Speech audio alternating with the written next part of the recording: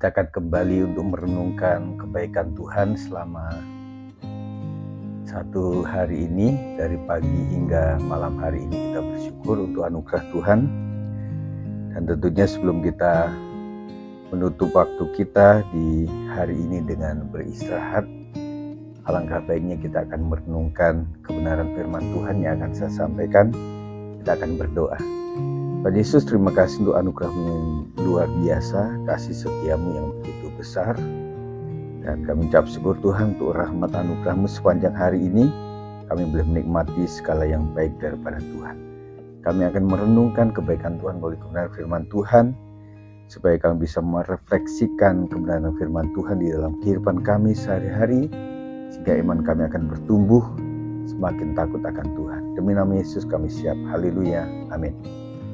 Pembacaan firman Tuhan malam hari saya akan ambil dari Pengkhotbah 11 ayat yang keempat, yang mengatakan, siapa senantiasa memperhatikan angin tidak akan menabur, dan siapa senantiasa melihat awan tidak akan menuai. Di dalam terjemahan BIMK di Alkitab Android mengatakan, siapa menunggu sampai angin dan cuaca sempurna, tak akan menanam dan tidak pula memetik hasilnya. Jadi ayat-ayat ini mengandung sebuah pengertian yang cukup dalam buat kita mengerti, saudara, bahwa memang keadaan kita sebagai manusia itu sangat tergantung kepada apa yang menghalangi, apa yang merintangi di dalam proses itu, sehingga membuat inilah yang kita akan mengalami stagnasi, kita mengalami berhenti di tengah jalan, kita akan mengalami begitu beratnya hambatan, oleh karena kita memiliki fokus kepada bukan hasilnya, tetapi kepada masalahnya. Selama orang selalu berfokus kepada masalah kehidupannya, masalah keluarganya, masalah keuangannya, masalah komunikasi di dalam sosialitanya, masalah pelayanan, dan lain sebagainya, orang tidak akan pernah bergerak dan orang tidak akan pernah berani untuk menanam, apalagi bisa menuai, gitu ya. Jadi firman Tuhan pada saat malam hari ini membawa kita kepada arahan bahwa mari kita yang penting tanam dulu.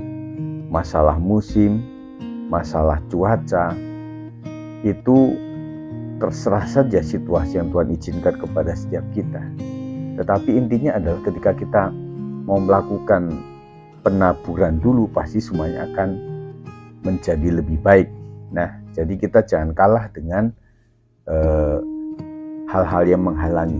Saya umpamakan begini, kita ingin supaya suasana di rumah tangga kita, maksud saya adalah di dalam rumah sekitaran kita, itu supaya udaranya baik. Karena selama bertahun-tahun, bahkan puluhan tahun, cuaca udara di sekitar rumah saudara adalah panas dan lain sebagainya.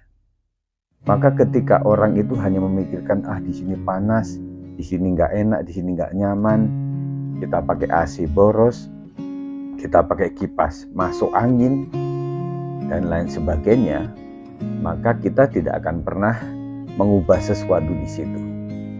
Tetapi firman ini mengharapkan kepada kita, mari kita taburkan sesuatu.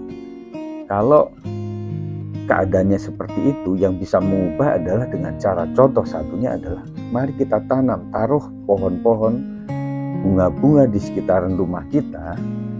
Nah, ketika pohon itu tumbuh dengan baik, maka otomatis sekitaran kita akan menjadi sejuk.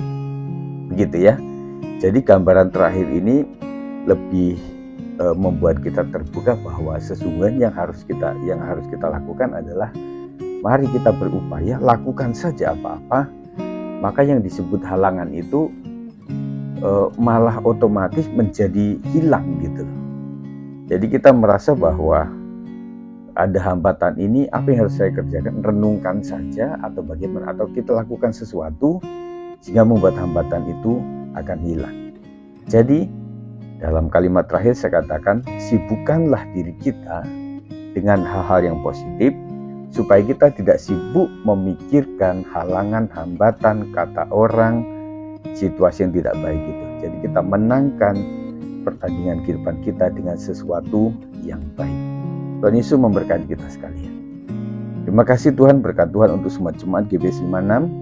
Kiranya malam hari diberkati luar biasa, bisa istirahat dengan baik, yang sakit disembuhkan, yang sudah sembuh Tuhan akan pulihkan, dan semuanya diberkati oleh Tuhan. Pekerjaan yang dilakukan dengan tulus hati, dengan sepenuh hati, melibatkan Tuhan, pasti dibuat menjadi berhasil. Terima kasih.